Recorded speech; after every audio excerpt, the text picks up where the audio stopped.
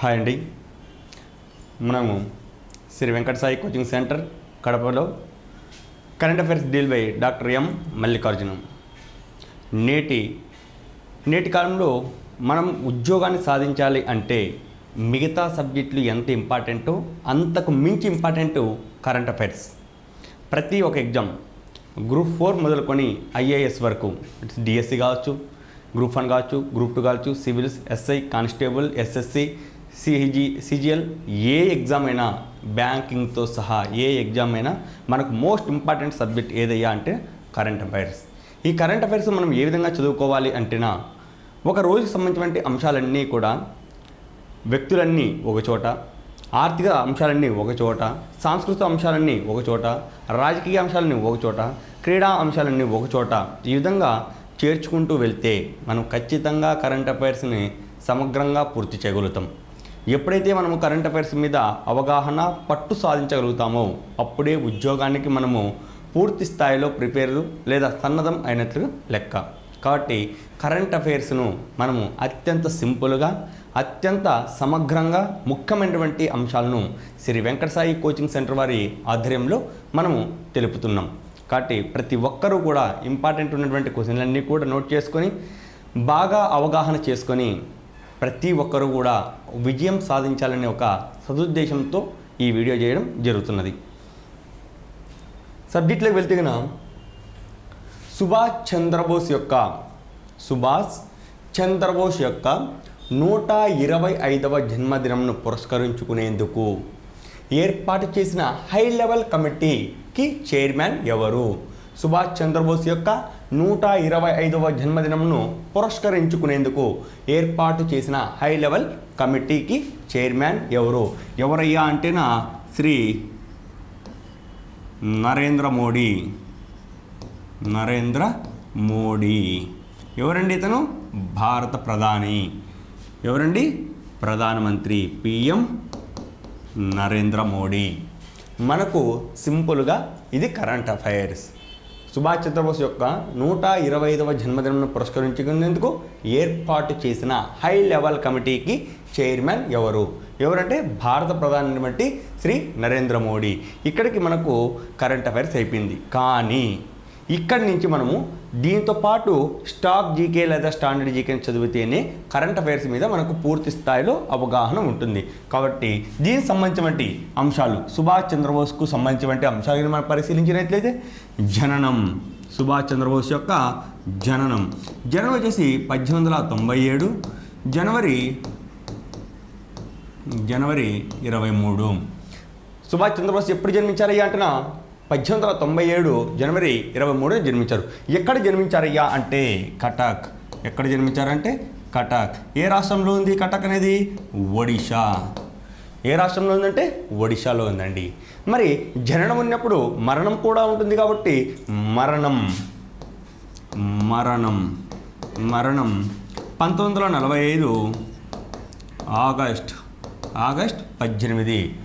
మరణించింది ఎప్పుడంటే 1945 ఆగస్ట్ 18న సుభాష్ చంద్రబోస్ గారు మరణించడం జరిగింది. ఎక్కడ మరణించారు? తైవాన్. ఎక్కడ మరణించారంటే తైవాన్. కానీ అనుమానాస్పదం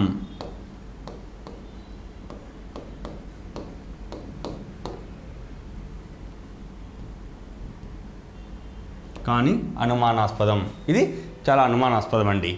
ఎందుకంటే భారత ప్రభుత్వం ఇతని యొక్క మరణాన్ని ఇప్పటికీ కూడా ధృవీకరించలేదు. కాబట్టి దేశ స్వతంత్ర సమరయోధుల్లో జయంతిని తప్ప వర్ధంతిని జరుపుకొని ఏకైక జాతీయ నేత ఎవరయ్యా అంటేనా మన సుభాష్ చంద్రబోస్ గారు.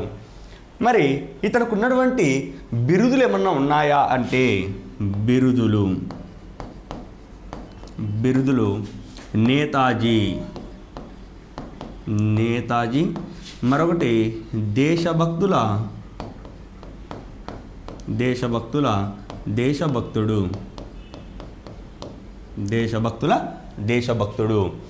సుభాష్ చంద్రబోస్ ఉన్నటువంటి బిరుదులు నేతాజీ మరియు దేశభక్తుడు. ఈ నేతాజీ అనేటువంటి బిరుదును ఎవరిచ్చారయ్యా అంటేనా మహాత్మా గాంధీ. మహాత్మా గాంధీ వచ్చేసి సుభాష్ చంద్రబోస్కి ఇచ్చినటువంటి బిరుదు నేతాజీ. మరి ఈ సుభాష్ చంద్రబోసు నేతాజీకి ఒక బిరుదు ఇచ్చారు. ఆ బిరుదు ఏందయ్యా అంటున్నా జాతిపిత. జాతిపిత. ఇక్కడ సుభాష్ చంద్రబోస్కు మహాత్మా గాంధీ ఇచ్చినటువంటి బిరుదు నేతాజీ.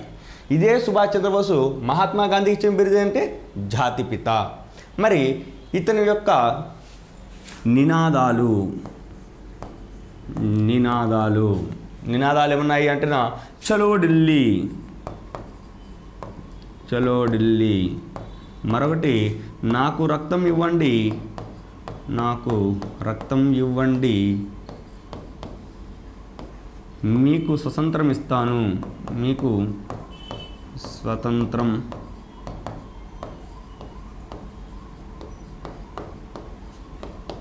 ఇస్తాను. ఇది సమగ్రమైనటువంటి సమాచారం. మనకు కరెంట్ అఫైర్స్లో ఉన్నటువంటి బిట్టిని పరిశీలిస్తే సుభాష్ చంద్రబోస్ యొక్క 125వ జయంతిని జరుపుకునేందుకు ఏర్పాటు చేసిన హై లెవెల్ కమిటీ చైర్మన్ ఎవరు అంటే పిఎం నరేంద్ర మోడీ. వీళ్ళు ఎప్పుడు నిర్వహిస్తారంటే 2022లో సుభాష్ చంద్రబోస్ జయంతి పుట్టి 120 సంవత్సరాలు అవుతున్న సందర్భంగా ఆ జయంతిని ఘనంగా నిర్వహించాలనే ఉద్దేశంతో ఢిల్లీ, కలకత్తా, విదేశాల్లో సాంస్కృతిక కార్యక్రమాలు ఏ విధంగా నిర్వహించాలనే ఉద్దేశంతో ఏర్పాటు చేసినటువంటి కమిటీనే ఈ హై లెవెల్ కమిటీ అండి. దీని చైర్మన్ నరేంద్ర మోడీ. ఎప్పుడు నిర్వహిస్తారు? 2022లో నిర్వహిస్తారు. సుభాష్ చంద్రబోస్ ఎప్పుడు జన్మించారు?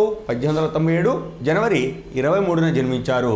ఎక్కడ జన్మించారు? కటక్ ఏ రాష్ట్రం ఉంది? ఒడిషా. మరణం 1945 ఆగస్టు 18న తైవాన్లో మరణించారని పేర్కొన్నారు. ఇది భారత ప్రభుత్వం ఇప్పటికీ కూడా అఫీషియల్గా గవర్నమెంట్ పరంగా డిక్లేర్ చేయకపోవడంతో దీన్ని అనుమానాస్పదంగానే ఉంది. కాబట్టి సుభాష్ చంద్రబోస్కు జయంతి తప్ప వర్ధంతి మనము జరుపుకోము. సుభాష్ చంద్రబోస్ యొక్క బిరుదులు పరిశీలించినట్లయితే నేతాజీ దేశభక్తుడు ఇతని గల బిరుదులు. నేతాజీ అనే బిరుదుని ఎవరు ఇచ్చారంటేనా మహాత్మా గాంధీ ఇచ్చారు. మరి సుభాష్ చంద్రబోస్ మహాత్మా గాంధీకి ఇచ్చినటువంటి బిరుదు జాతిపిత. మహాత్మా గాంధీని జాతిపిత అని పేర్కొన్నవారు సుభాష్ చంద్రబోస్. సుభాష్ చంద్రబోస్ను నేతాజీ అని పేర్కొన్నవారు మహాత్మా గాంధీ. ఒకరికొకరు బిరుదులు ఇచ్చి పుచ్చుకున్నారు. నినాదాలు చలో ఢిల్లీ, నాకు రక్తం ఇవ్వండి, మీకు స్వాతంత్రం ఇస్తాను, ఆజాద్ హింద్ ఫౌజ్ భారతదేశం యొక్క నేషనల్ ఇండియన్ ఆర్మీ స్థాపించినటువంటి సుభాష్ చంద్రబోసు భారతదేశానికి స్వతంత్రం ఇచ్చేటువంటి క్రమంలో ఈ నినాదాలు ఇవ్వడం జరిగిందండి. నెక్స్ట్ క్వశ్చన్ పరిశీలిస్తే ప్రపంచ హిందీ దినోత్సవం ఎప్పుడు నిర్వహిస్తారు? ప్రపంచ హిందీ దినోత్సవాన్ని ప్రతి జనవరి 10వ తేదీన నిర్వహిస్తారు. జనవరి 10. ప్రపంచ హిందీ దినోత్సవాన్ని ఎప్పుడు నిర్వహిస్తారయ్యా అంటేనా జనవరి 10వ తేదీన నిర్వహిస్తారు. ఎవరు నిర్వహిస్తారు అంటేనా నిర్వహించేటువంటి సంస్థ యునైటెడ్ నేషన్ నిర్వహిస్తుంది. ఎప్పటి నుంచి నిర్వహిస్తున్నది అంటే 2006 జనవరి 10 నుంచి 2006 జనవరి 10 నుంచి ఈ హిందీ దినోత్సవాన్ని నిర్వహిస్తున్నది. హిందీ దినోత్సవం ప్రపంచ హిందీ దినోత్సవం నిర్వహించేందుకు ప్రముఖ పాత్ర పోషించినటువంటి వ్యక్తి ఎవరంటేనా అప్పటి ప్రధానమంత్రి అయినటువంటి మన్మోహన్ సింగ్ ప్రధాన కారకుడు. మరి ఇంతకన్నా ముందు ప్రపంచ హిందీ దినోత్సవం జరుపుకునేందుకు హిందీ మీద అవగాహన కల్పించేందుకు ఎవరన్నా కృషి చేశారయ్యా అంటేనా 1975లో ఈ శ్రీమతి ఇందిరాగాంధీ అప్పుడు ప్రధానమంత్రి అయినటువంటి శ్రీమతి ఇందిరాగాంధీ చర్యలు చేపట్టింది. కానీ అప్పటి రాజకీయ పరిస్థితుల కారణంగా అమల్లోకి నోచుకోవడం జరగలేదు. ప్రపంచ హిందీ దినోత్సవం ఎప్పుడు నిర్వహిస్తామంటున్నా జనవరి 10న నిర్వహిస్తాం. ఎవరు నిర్వహిస్తారంటున్నా యునైటెడ్ నేషన్స్ ఐక్యరాజ్య సమితి నిర్వహిస్తుంది. మరి ఎప్పటి నుంచి నిర్వహిస్తున్నారంటున్నా 2006 జనవరి 10వ తేదీ నుంచి ఈ ప్రపంచ హిందీ దినోత్సవాన్ని నిర్వహించడం జరుగుతున్నది. మరి అంతకుముందు ఎవరైనా నిర్వహించేందుకు చర్యలు చేపట్టారంటున్నా 1975లో శ్రీమతి ఇందిరాగాంధీ చర్యలు తీసుకోవడం జరిగింది. కానీ అప్పటి రాజకీయ కారణాల వలన ఇది పూర్తిగా అమల్లోకి రాకపోవడం జరుగుతున్నది. మరి జాతీయ హిందీ దినోత్సవం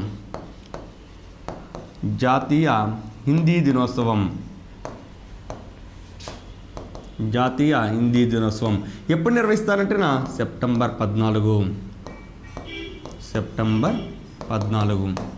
ఎప్పుడు నిర్వహిస్తారంటే సెప్టెంబర్ 14 నిర్వహిస్తారండి. ప్రపంచ హిందీ దినోత్సవం అంటే జనవరి 10, జాతీయ హిందీ దినోత్సవం అంటే సెప్టెంబర్ 14. నెక్స్ట్ భారత గణతంత్ర దినోత్సవం 2021కి గాను విచ్చేసేటువంటి ముఖ్య అతిథి ఎవరు?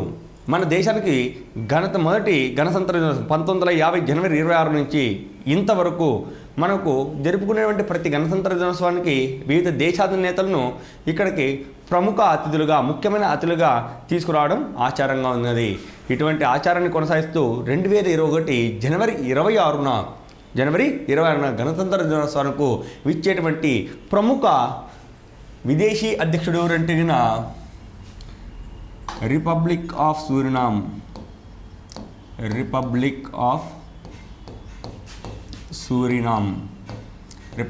సూరినామ్ అధ్యక్షుడు అంటే చంద్రికా పర్సాద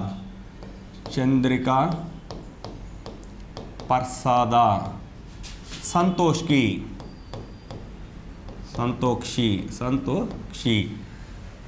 రిపబ్లిక్ ఆఫ్ సూరినామ్ దేశానికి అధ్యక్షుడు చంద్రికా పర్సాద సంతోక్షి ఈసారి మన దేశ గణతంత్ర దినోత్సవాలకు ముఖ్య అతిథిగా వచ్చేయడం జరుగుతుంది. ఈ రిపబ్లిక్ ఆఫ్ సూరినామ్ అనేది ఏ ఖండంలో ఉందంటే దక్షిణ అమెరికా ఖండంలో ఉన్నది. దక్షిణ అమెరికా ఖండంలో ఉంది.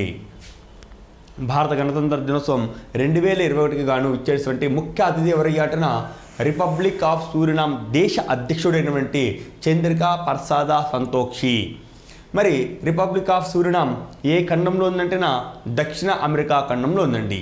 మరి సాధారణంగా ముఖ్య అతిథిగా ఎవరిని పిలవాలి అనుకున్నారంటేనా బ్రిటన్ ప్రధాని అయిన బోరిస్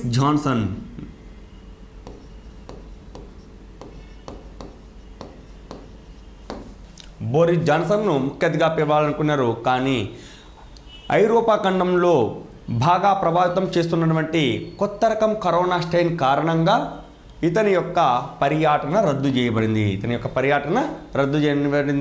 ఈయన ప్లేస్లో మరొక అతిథిని పిలిచారు. ఆ వ్యక్తి ఎవరు అంటే రిపబ్లిక్ ఆఫ్ సూరినామ్ అధ్యక్షుడు చంద్రికా పర్సాద సంతోక్షి. నెక్స్ట్ వీటిలోకి వెళ్తేనా ఎయిర్ ఇండియాకు చెందిన మహిళా పైలట్ బృందం ఇటీవల నిరంతరాయంగా సుదీర్ఘ విమాన ప్రయాణం చేయడం జరిగింది. వారు ఎంత దూరం ప్రయాణించారు? మన దేశానికి చెందినటువంటి అంతర్జాతీయ విమానయాన సంస్థ అయిన ఎయిర్ ఇండియాకి చెందిన నలుగురు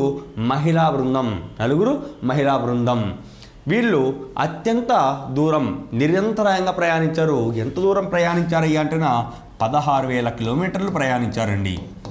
16,000 కిలోమీటర్లు విమానయానం చేశారు. ఎక్కడి నుంచి ఎక్కడికి చేశారంటే అమెరికాలోని శాన్ ఫ్రాన్సిస్కో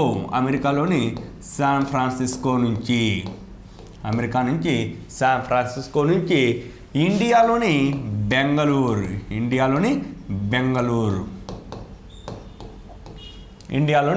బెంగళూరుకు ప్రయాణించారు. ఎలా ప్రయాణించారు?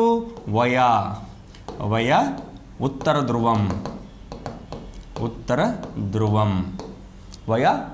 ధ్రువంగా ప్రయాణించారండి. ఇది ఉత్తర ధ్రువంగా ప్రయాణించడంలో ప్రత్యేకత ఏమన్నా ఉందయ్యా అంటేనా ఉత్తర ధ్రువం వద్ద విపరీతమైనటువంటి గాలుల వేగం విపరీతంగా ఉండడం మరియు సూర్యుడి యొక్క రేడియో ధర్మకత ఎక్కువగా ఉండడం, ఇటువంటి అననుకూల పరిస్థితులను కూడా తట్టుకొని 16,000 కిలోమీటర్లను అత్యంత విజయవంతంగా నిర్విరామంగా వీళ్ళు పూర్తి చేయడం జరిగింది. భారతదేశం యొక్క నారీ శక్తి గొప్పదనాన్ని వివరిస్తూ శ్రీ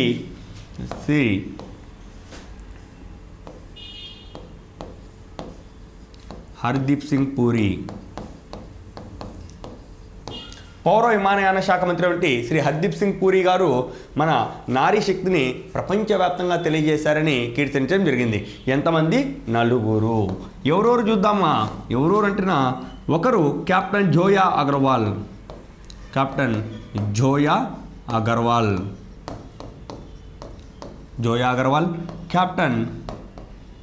కెప్టెన్ పి తన్మయ్, మరొకరు కెప్టెన్ ఆకాంక్ష సోనేవాలే,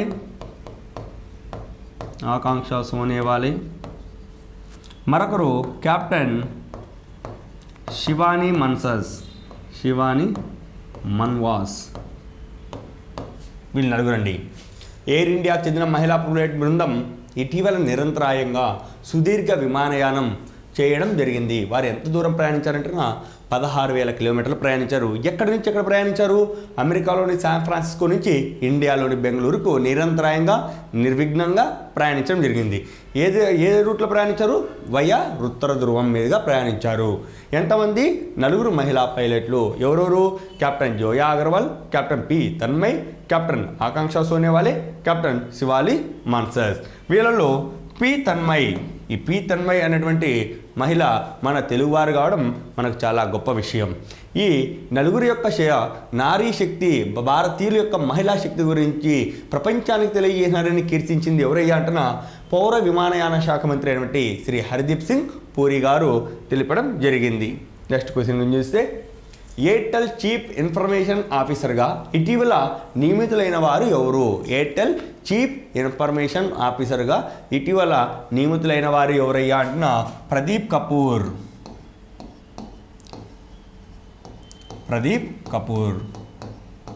ప్రదీప్ కపూర్ అనేటువంటి ఆయన ఎయిర్టెల్ చీఫ్ ఇన్ఫర్మేషన్ ఆఫీసర్గా నియమించడం జరిగింది. మరి ఎయిర్టెల్ కంపెనీని ఎప్పుడు స్థాపించారయ్యా అంటే 1995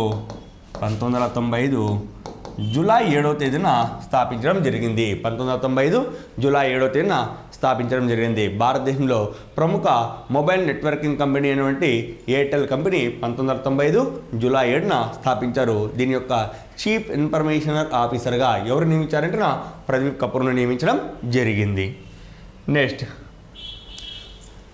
3 శతాబ్దాలు లేదా 300 సంవత్సరాల చరిత్ర కలిగిన బ్రిల్ ప్రచురణ సంస్థ ఎడిటోరియల్ బోర్డుకు ఎంపికైన మొట్టమొదటి భారతీయుడు ఎవరు? 3 శతాబ్దాలు లేదా 300 సంవత్సరాల సుదీర్ఘమైనటువంటి చరిత్ర కలిగిన బ్రిల్ ప్రచురణ సంస్థ యొక్క ఎడిటోరియల్ బోర్డుకు ఎంపికైన మొట్టమొదటి భారతీయుడు ఎవరయ్యా అంటే ప్రమోద్ కే నాయర్. ఈయన హైదరాబాద్ యూనివర్సిటీలో ఇంగ్లీష్ ప్రొఫెసర్గా పనిచేస్తున్నారు. ఇతను ఏ పుస్తకానికి ఎడిటోరియల్ బోర్డుకి ఎన్నికయ్యారా అంటే ఆయన క్రిటికల్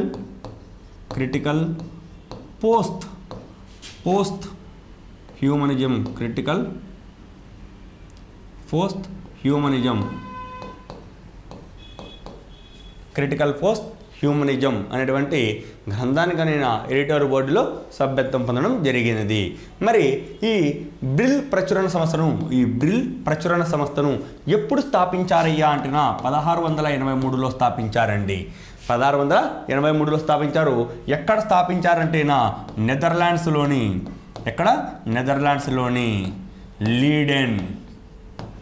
లీడెన్స్లో స్థాపించడం జరిగింది. 300 సంవత్సరాల సుదీర్ఘ చరిత్ర కలిగిన బ్రిల్ ప్రచురణ సంస్థ ఎడిటోరియల్ బోర్డుకి ఎంపికైన మొట్టమొదటి భారతీయుడు ఎవరయ్యా అంటున్నా ప్రమోద్ కే నాయర్. ఇతను ఏ పుస్తకానికి ఎడిటోరియల్ బోర్డులో సభ్యత్వం పొందాడంటేనా క్రిటికల్ పోస్ట్ హ్యూమనిజం అనేటువంటి పుస్తకానికి ఎడిటోరియల్ బోర్డుకు ఎన్నికయ్యడం జరిగింది. మరి బ్రిల్ ప్రచురణ సంస్థను ఎప్పుడు స్థాపించారంటే 1683వ సంవత్సరంలో నెదర్లాండ్లోని లీడెన్స్లో స్థాపించడం జరిగింది. ఈ బ్రిల్ ప్రచురణ సంస్థ అనేటువంటిది లా, సైన్స్ మరియు హ్యూమనిటీస్ ఇటువంటి అంశాలకు సంబంధించిన ప్రశ్నలు చేస్తూ ఉంటుంది. సాధారణంగా లాకు సంబంధించిన న్యాయ సంబంధమైన అంశాలు కానీ, సైన్స్ సంబంధమైన అంశాలు కానీ, మానవ సంబంధాలు కానీ, మానవ హక్కులకు సంబంధించిన అంశాలు కానీ ఇది ప్రచురణ చేస్తూ ఉంటుందండి. ఆ బోర్డుకి ఎన్నికయ్యారు మన ప్రమోద్ కే నాయర్ గారు. నెక్స్ట్ చూస్తే UNO 26 సమావేశాలకు అధ్యక్షుడిగా ఎన్నికైన వారు ఎవరు? UNO COP 26 UN COP 26 సమావేశాలకు అధ్యక్షుడిగా ఎన్నికైన వారు ఎవరంటే అలోక్ వర్మ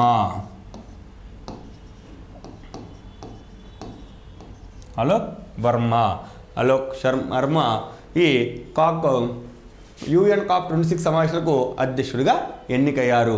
మరి UN COP ఏ సంస్థకు అనుబంధంగా ఉంటుందంటే UN COP ఏ సంస్థకు అనుబంధంగా ఉంటుందంటే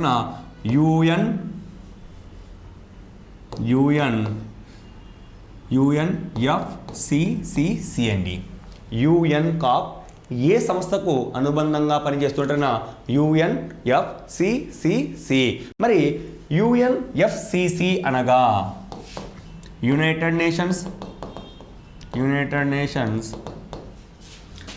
ఫ్రేమ్వర్క్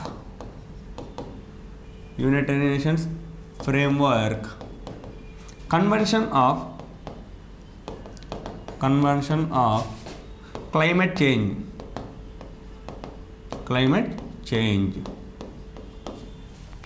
యుఎన్ఎఫ్సిసి అంటే United Nations framework of convention of climate change. మరి ఈ సిఓపి అనగా కన్వెన్షన్ ఆఫ్ పార్టీస్. ఇది అంతర్జాతీయ వాతావరణ మార్పులకు సంబంధించినటువంటి సంస్థ అండి. అంతర్జాతీయ వాతావరణ మార్పుల మీద చర్చించే అతి ముఖ్యమైనటువంటి యుఎన్ అనుబంధ సంస్థ యుఎన్ఎఫ్సిసిసి. ఇందులో ఎన్ని దేశాలు ఉన్నాయంటే దాదాపు 200 దేశాలు ఉన్నాయండి. ఎన్ని దేశాలు సభ్యత్వం కలిగి ఉన్నాయంటే దాదాపు 200 దేశాలు సభ్యత్వాన్ని కలిగి ఉన్నాయి. మరి యుఎన్ కాపును ఎప్పుడు ఏర్పాటు చేశారు అంటే 1994. యుఎన్ కాపును ఎప్పుడు ఏర్పాటు చేశారంటే 1994 మార్చ్ 21న ఏర్పాటు చేయడం జరిగింది. నెక్స్ట్ దీన్ని పరిశీలిస్తే మనము మహాత్మా గాంధీని ఆదర్శంగా చేసుకుని గ్రేడ్ 4 ఉద్యోగులందరికీ ఖాదీ వస్త్రాలను ఇవ్వాలని నిర్ణయించిన రాష్ట్రం ఏది? మహాత్మా గాంధీ అంటేనే మనకు గుర్తొచ్చేది మన ఖాదీ వస్త్రాలు. అటువంటి మహాత్మా గాంధీని గుర్తు చేసుకొని గ్రేడ్ 4 ఉద్యోగస్తులందరికీ కూడా ఖాదీ వస్త్రాలను పంపిణీ చేయాలని తీర్మానం చేసినటువంటి రాష్ట్రం ఏదంటే అస్సాం అండి. అస్సాం దాదాపు 80,000 మంది ఉద్యోగులకు ఖాదీ వస్త్రాలను పంపిణీ చేయాలని చెప్పి రాష్ట్ర ప్రభుత్వం సిఫార్సు చేయడం జరిగింది. మరి ఇందులో కీలక పాత్ర పోషించినటువంటి వ్యక్తి ఎవరంటున్నా అస్సాం సీఎం అయిన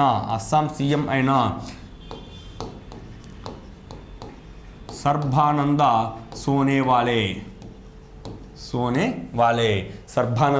సోనేవాలే దీని మీద కీలకమైన నిర్ణయం తీసుకున్నారు. మరి ఏ పథకంలో భాగంగా ఖాదీ వస్త్రాలను పంపిణీ చేస్తున్నారంటున్నా Atmanirbhar Bharat.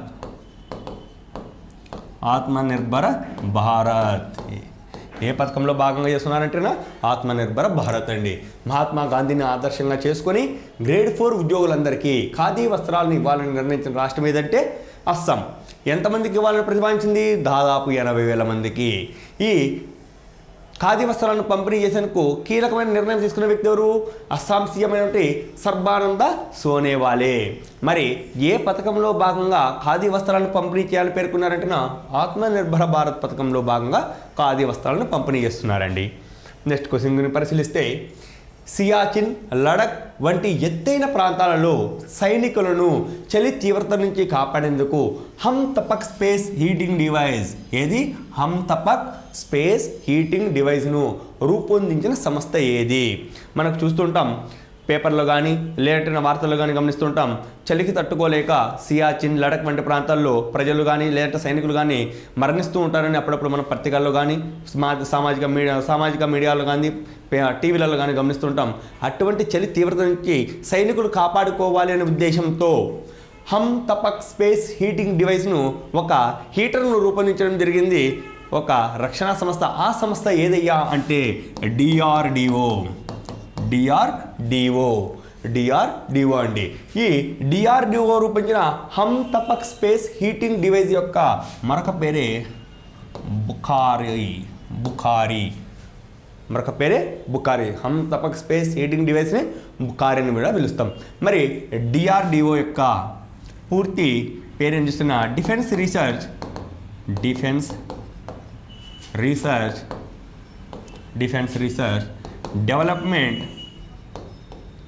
Development organisation. Defence research and development organisation. దీని యొక్క హెడ్ క్వార్టర్ ఎక్కడ ఉందంటే న్యూఢిల్లీ. దీని యొక్క హెడ్ క్వార్టర్స్ న్యూఢిల్లీలో ఉందండి. దీని యొక్క డైరెక్టర్ ఎవరంటే డాక్టర్ సతీష్ చంద్ర సతీష్ రెడ్డి, డాక్టర్ సతీష్ రెడ్డి అండి. మన తెలుగువారైనటువంటి డాక్టర్ సతీష్ రెడ్డి దీనికి చైర్మన్గా ఉన్నారు. నెక్స్ట్, విద్యార్థులందరికీ 2 GB డేటాను ఉచితంగా ఇవ్వాలని తీర్మానించిన రాష్ట్రం ఏది? మనం చూస్తున్నాం ప్రస్తుత కరోనా కాలంలో అనేక విద్యా సంస్థలు, స్కూళ్ళు కావచ్చు, కాలేజీలు కావచ్చు, లేదంటే యూనివర్సిటీలు, లేదంటే కోచింగ్ సెంటర్లు, లేదంటే విద్యను నేర్పేటువంటి దాదాపు ప్రతి ఒక్కటి కూడా కరోనా కారణంగా మూత వేశారు. విద్యార్థులకు ఆన్లైన్ పాఠాలను వినిపిస్తూ ఉండడం జరుగుతున్నది. ఇటువంటి సందర్భంలో విద్యార్థులకు ఉచితంగా ప్రతిరోజు 2 GB డేటాను ఉచితంగా ఇవ్వాలని ప్రతిపాదించినటువంటి తీర్మానించిన రాష్ట్రం ఏదయ్యా అంటే తమిళనాడు. ఏ రాష్ట్రం అంటే తమిళనాడు అండి. తమిళనాడులో ప్రతి ఒక్క విద్యార్థికి ఉచితంగా 2 GB డేటాని ఇవ్వాలని సిఫారసు చేయడం జరిగింది. తీర్మానంపై ముఖ్యమైనటువంటి ప్రాత పోషించినటువంటి వ్యక్తి ఎవరంటే తమిళనాడు సీఎం అయినటువంటి ఎడప్పాడి పళనిస్వామి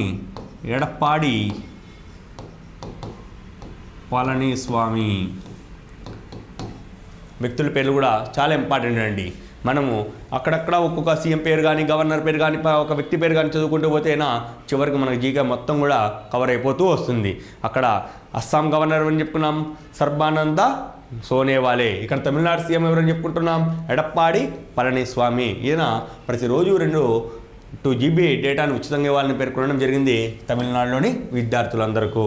నెక్స్ట్ పరిశీలిస్తేనా, దేశంలో మొట్టమొదటిసారిగా మహిళల కోసం పీరియడ్ రూమ్ సౌకర్యం కల్పించిన మున్సిపల్ కార్పొరేషన్ ఏది?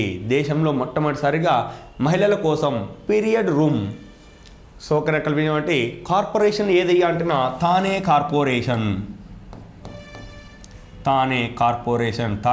Municipal corporation. Thane municipal corporation.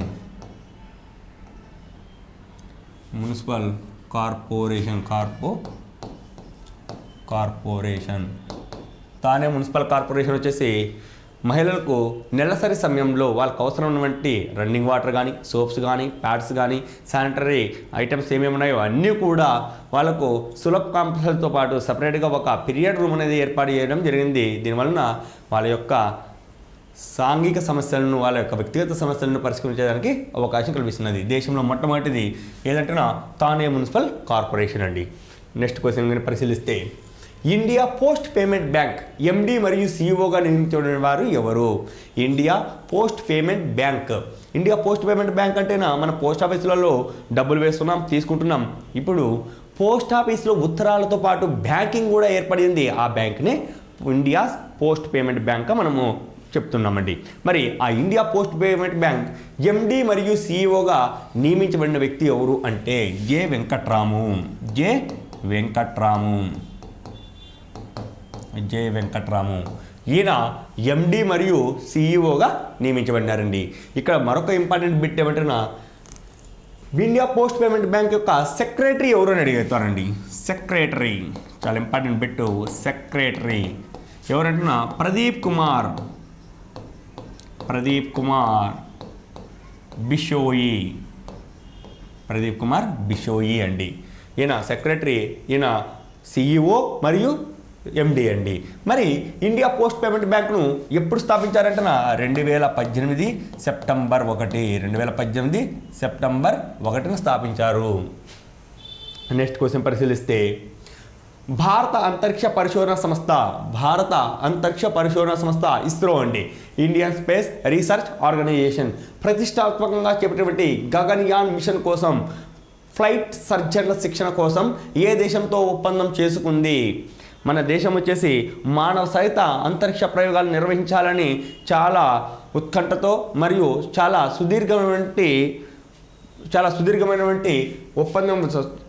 సుదీర్ఘమైనటువంటి విధానంతో ముందుకు వెళ్తున్నది.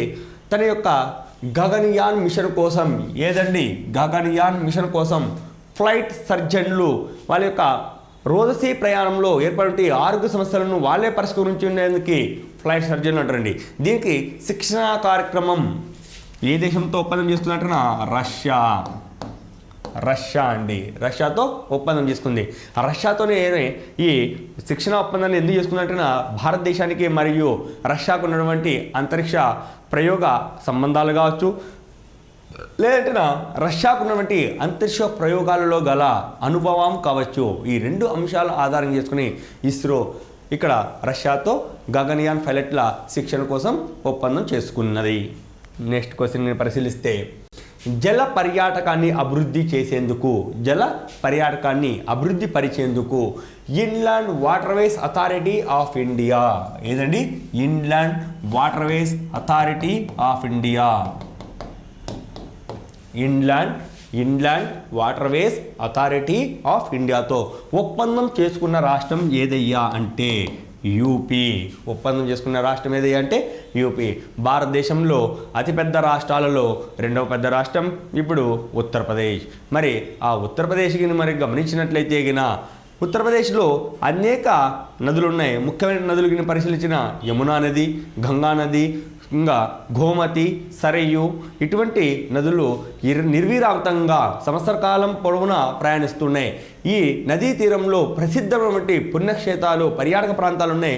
ఉదాహరణకు తీసుకుంటున్న త్రివేణి సంగమం కావచ్చు, లేదా ఆగ్రా కావచ్చు, లేదా హరిద్వార్ కావచ్చు, లేదా కాశీ కావచ్చు.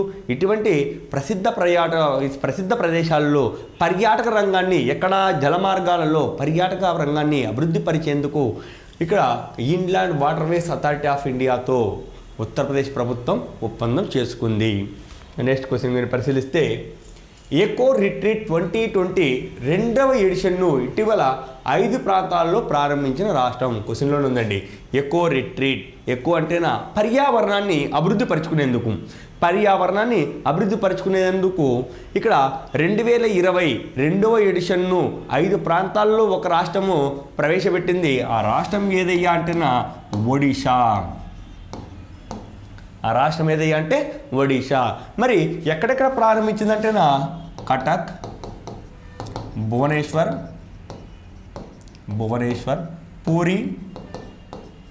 Puri, Balasore, HDA Hirakud development area.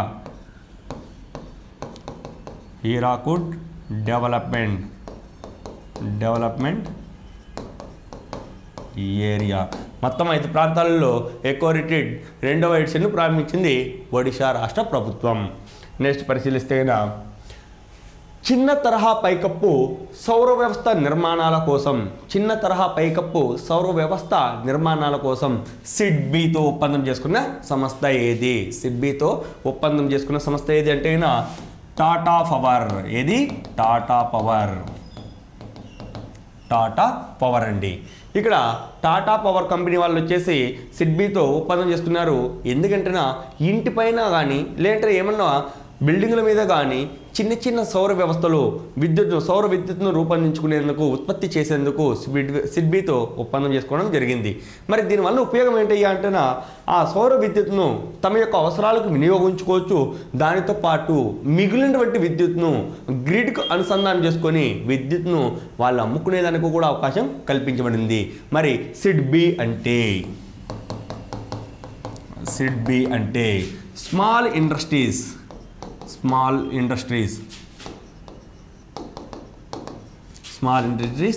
Development bank of India.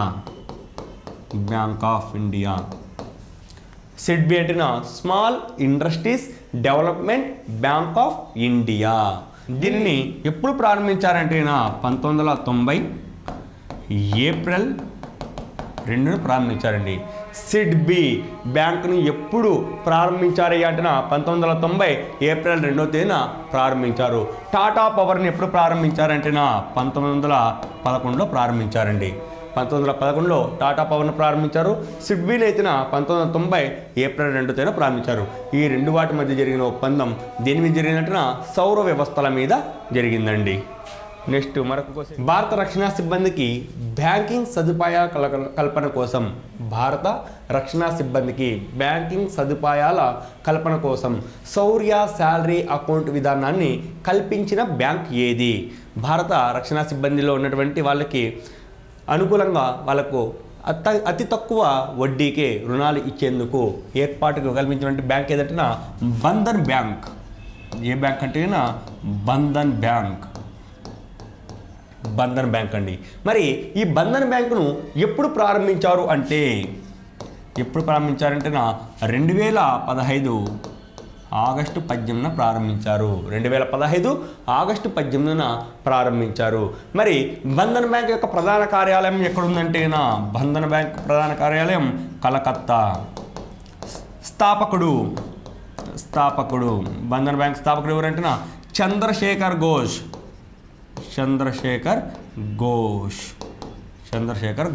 ప్రస్తుత సిఇఓ ఎవరంటేనా మనకు అనూప్ కుమార్. భారత రక్షణ సిబ్బందికి బ్యాంకింగ్ సదుపాయాల కల్పన కోసం శౌర్య శాలరీ అకౌంట్ విధానాన్ని కల్పించమంటే బ్యాంక్ ఏదయ్యా అంటే బంధన్ బ్యాంక్. బంధన్ బ్యాంకును ఎప్పుడు స్థాపించారంటే 2015 ఆగస్టు 18 స్థాపించారు. ఎక్కడ ఉందంటే దీని ప్రధాన కార్యాలయం కలకత్తాలో ఉంది. స్థాపకుడు ఎవరంటే చంద్రశేఖర్ ఘోష్. ప్రస్తుత సిఇఓ ఎవరంటే అనూప్ కుమార్. నెక్స్ట్ క్వశ్చన్ పరిశీలిస్తేనా కేంద్ర పరంపరాగత కృషి వికాస్ యోజన కింద పూర్తిగా అండి 100% ఎటువంటి రసాయన ఎరువులు ఇక్కడ ఉపయోగించకుండా మార్పు చెందిన కేంద్ర పాలిత ప్రాంతం ఏంది? పథకం పేరు చూసినా కేంద్ర పరంపరాగత కృషి వికాస్ యోజన కింద పూర్తిగా సేంద్రియంగా 100% మార్పు చెందిన కేంద్ర పాలిత ప్రాంతం ఏది? లక్షద్వీప్. ఏదంటే లక్షద్వీప్ అండి. మనకున్నవంటి కేంద్ర పాలిత ప్రాంతాల్లో అతి చిన్నది ఏదంటేనా లక్షద్వీప్. ఈ లక్షద్వీప్ అనేది ఇక్కడ పూర్తి స్థాయిలో కేంద్రీయ ప్రాంతంగా మార్పు చెందింది. అదేవిధంగా సేంద్రియ రాష్ట్రంగా గుర్తింపు పొందినది సేంద్రియ రాష్ట్రంగా గుర్తింపు పొందింది ఏదంటేనా సిక్కిం. కేంద్రీయ రాష్ట్రంగా గుర్తింపు పొందినది ఏదంటేనా సిక్కిం అండి. నెక్స్ట్ క్వశ్చన్ పరిశీలిస్తే దేశంలో ఇటీవల ఏ రెండు ప్రాంతాల మధ్య optical fibre cable net connectivity ద్వారా అనుసంధించాలని కేంద్ర క్యాబినెట్ నిర్ణయించింది? దేశంలో రెండు ప్రాంతాలను ఆప్టికల్ ఫైబర్ కేబుల్ కనెక్టివిటీ ద్వారా అనుసంధించాలని కేంద్ర క్యాబినెట్ నిర్ణయించింది. ఆ రెండు ప్రాంతాలు ఏదయ్యా అంటున్నా లక్షద్వీప్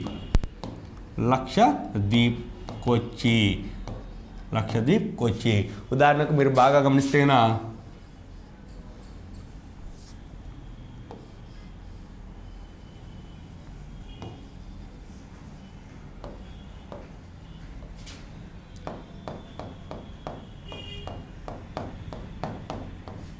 మనకు కొచ్చి ఈ ప్రాంతంలో ఉంటుంది.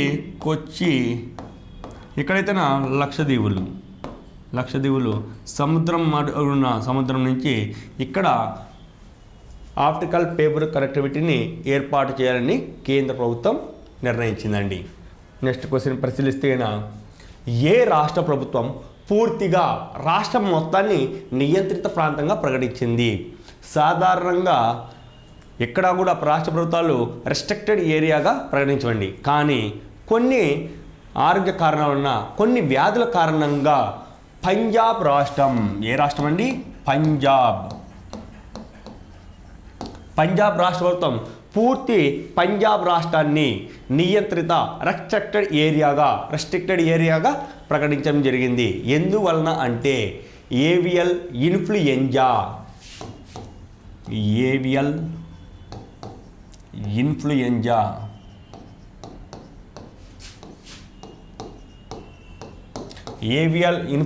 కారణంగా పంజాబ్ రాష్ట్ర ప్రభుత్వం పూర్తి పంజాబ్ రాష్ట్రాన్ని నియంత్రిత ప్రాంతంగా ప్రకటించడం జరిగింది. ఈ ఏవియల్ ఇన్ఫ్లుయెంజా కారణంగా కేంద్రం వచ్చేసి మరికొన్ని రాష్ట్రాలను ఈ వ్యాధి నిర్మూలించేందుకు కొన్ని చర్యలు చేపట్టాలని సూచనలు ఇచ్చింది. ఏ రాష్ట్రాలకు సూచనలు ఇచ్చింది అంటే కేరళ, గుజరాత్, రాజస్థాన్, హర్యానా, ఉత్తరప్రదేశ్, హిమాచల్ ప్రదేశ్. ఈ రాష్ట్రాలను కూడా కేంద్ర ప్రభుత్వం ఆదేశించింది. అయ్యా ఈ రాష్ట్రాలలో ఏవియల్ ఇన్ఫ్లుయెంజా ప్రబలేందుకు అవకాశాలు ఎక్కువ ఉన్నాయి, చర్యలు చేపట్టని చెప్పి ఈ రాష్ట్రాలు సిఫారసు చేసింది. పంజాబ్ అయితే గిన జనవరి 15 వరకు, ఎప్పటి వరకు అండి? జనవరి 15 వరకు, జనవరి 15 వరకు ఏవియల్ ఇన్ఫ్లుయెంజా కారణంగా రాష్ట్రం మొత్తాన్ని కూడా నియంత్రిత ప్రాంతంగా ప్రకటించడం జరిగింది. నెక్స్ట్ క్వశ్చన్ పరిశీలిస్తే, సైబర్ భద్రతపై యువత మరియు పిల్లలకు డిజిటల్ విద్యాబోధనకై WCF అటల్ టింకరింగ్ ల్యాబ్ ఏ డిజిటల్ ప్లాట్ఫామ్లను ఉపయోగించడం జరుగుతున్నది. మనం చూస్తుంటాం ఆన్లైన్లో మోసాలు, లేదంటే బ్యాంకింగ్ మోసాలు కానీ, ఆన్లైన్లో మోసాలు కానీ, వీటి నుంచి యువతను మరియు పిల్లలను డిజిటల్ విద్య వైపు మరలించేదానికి అటల్ టింకరింగ్ ల్యాబ్ ఏ డిజిటల్ ప్లాట్ఫామ్ను ఉపయోగిస్తున్నారంటే సైబర్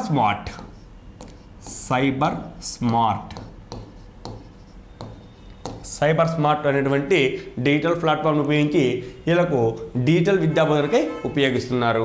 నెక్స్ట్ క్వశ్చన్ పరిశీలిస్తే కనుక, కోవిడ్ వ్యాక్సిన్ పంపిణీ రియల్ టైం గవర్నెన్స్ను పరిశీలించేందుకు కేంద్ర కుటుంబ సాంఘిక సంక్షేమ శాఖ రూపొందించిన యాప్ ఏమిటి? ప్రస్తుత కరోనా కాలంలో దేశంతో పాటు ప్రపంచం మొత్తం కూడా భారతీయ వ్యాక్సిన్ల మీద గంప ఆశలు పెట్టుకొని ఉన్నాయి. ఆ ఆశలను నెరవేర్చే విధంగా భారతీయ పరిశోధనా సంస్థలు కూడా అనేక వ్యాక్సిన్ల తయారీ రూపకల్పనలో పాల్పంచుకుంటున్నాయి. ప్రస్తుతం కోవిషీల్డ్, కోవాక్సిన్ వంటి వ్యాక్సిన్లను అత్యవసర అనుమతి ఇవ్వడం జరిగింది. ఈ వ్యాక్సిన్లను పంపిణీని ఏ విధానంలో, ఎప్పటికెప్పుడు ఏ విధానంలో పంపిణీ చేస్తున్నారు అనేటువంటి రియల్ టైం గవర్నెన్స్ను పరిశీలించేదానికి కేంద్ర కుటుంబ సాంఘిక సంక్షేమ శాఖ ఒక యాప్ను రూపొందించింది. ఆ యాప్ పేరయ్యా ఏంటయ్యా అంటే కోవిన్. ఈ యాప్ ద్వారా మనము వ్యాక్సిన్ యొక్క పంపిణీ పనితీరును ఎప్పటికప్పుడు మనము తెలుసుకుంటూ ఉండవచ్చండి. నెక్స్ట్, పరశురామకుండ్ అభివృద్ధి కోసం కేంద్రం విడుదల చేసిన నిధులు ఎన్ని? పరశురామకుండ్ అభివృద్ధి కోసం కేంద్రం విడుదల చేసినటువంటి నిధులు ఎన్ని అంటే 38.757 కోట్లు. మరి ఈ పరశురామకుండ్ అనేటువంటి దాని యొక్క ప్రత్యేకత చూస్తే మనము పూర్వకాలంలో పరశురాముడు తన తల్లి యొక్క శిరచ్ఛేదాన్ని, తన తల్లిని నరికిన తర్వాత తన యొక్క గొడ్డలిని కడుక్కునేందుకు ఉపయోగించినటువంటి సరస్సునే పరశురామ్ కుండ్గా మనము పిలుస్తూ ఉన్నారు. మరి ఈ పరశురామ్ కుండ్ ఏ రాష్ట్రంలో ఉందంటే అరుణాచల్ ప్రదేశ్. ఏ రాష్ట్రంలో ఉంది? అరుణాచల్ ప్రదేశ్. ఏ రాష్ట్రంలో ఉందంటే అరుణాచల్ ప్రదేశ్ రాష్ట్రంలో లోహిత్ జిల్లా. ఏ జిల్లా అంటే లోహిత్ జిల్లా అండి. దీని యొక్క ప్రత్యేకత ఏమిటంటే సంవత్సరం పొడవునా యాత్రికులు పర్యటించేటువంటి ప్రముఖ తీర్థయాత్రా ప్రదేశం. సంవత్సరం పొడవునా యాత్రికులు పర్యటించేటువంటి ప్రముఖ తీర్థయాత్రా ప్రదేశం ఈ పరశురామ్ కుండ్ అనేది. మకర సంక్రాంతి దినం నాడు అనేక మంది, కొన్ని వేలాది మంది ప్రజలు ఇక్కడ తీర్థయాత్రలకు వస్తూ ఉంటారు. నెక్స్ట్ క్వశ్చన్ పరిశీలిస్తే ఏఐఎఫ్ఎఫ్ డిజిటల్ జనరల్గా డిప్యూటీ జనరల్ సెక్రటరీగా నియమింపబడిన వారు ఎవరు? ఏఐఎఫ్ఎఫ్ డిప్యూటీ జనరల్ సెక్రటరీగా నియమింపబడిన వారు ఎవరు? ఎవరంటేనా అభిషేక్ యాదవ్.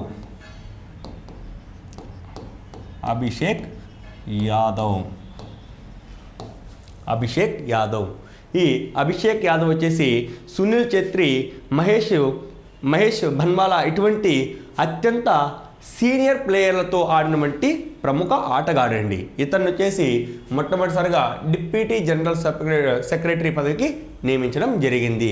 మరి ఏఐఎఫ్ఎఫ్ అనగానేమి? All India football federation.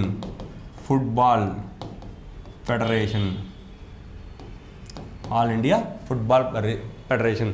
అఖిల భారత ఫుట్బాల్ సమాఖ్య. దీని యొక్క డిప్యూటీ జనరల్ సెక్రటరీ ఎవరంటే అభిషేక్ యాదవ్. దీన్ని ఎప్పుడు ప్రారంభించారంటే 1937లో స్థాపించారండి. ఏఐఎఫ్ఎఫ్ని ఎప్పుడు స్థాపించారంటే 1937లో స్థాపించారు. ప్రముఖ దీని యొక్క ప్రస్తుత చైర్మన్ కూడా చూద్దాం, ఒకసారి అడుగుతుంటారు. ప్రఫుల్ పటేల్.